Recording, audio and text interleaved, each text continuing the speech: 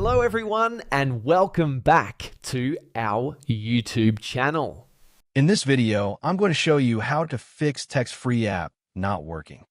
First, we'll start with something very simple, yet powerful.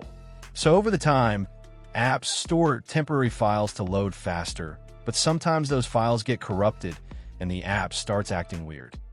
To resolve this issue, we will first head over to our device settings. From here, scroll down and tap on General. Once you're in the General Settings tab, look for iPhone Storage option and tap on it. Over here, you can either search for the app or you can scroll down and look for it. Then tap on the app. On the next screen, you need to tap on the Offload app option. A confirmation pop-up will come up. Now tap on the Offload app option here. It'll take a bit for processing, and then a reinstall button will show up.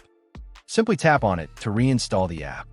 This should resolve the issue, but if it doesn't, then you need to check if the app is running an older version. Head over to App Store. From here, double tap on this search icon in the bottom right corner, and then search for the app. Once the app comes up in the search result, and if you see this update button right next to the app, simply tap on it to make sure you're running the latest version of the app. However, if you continue to encounter this issue, then you will need to completely reinstall the app, which usually resolves the problem.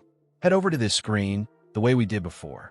And over here, tap on the Delete App option here to uninstall the app from your device. A confirmation pop-up will come up. Now tap on the Delete option here. Once uninstalled, open up App Store and search for the app in the search bar. After the app comes up in the search result, simply click on this cloud icon to install it back onto your device. Hopefully, this resolves the issue. If it does, consider sending a super thanks to support our channel. And also don't forget to hit the subscribe button. We'll see you in the next video.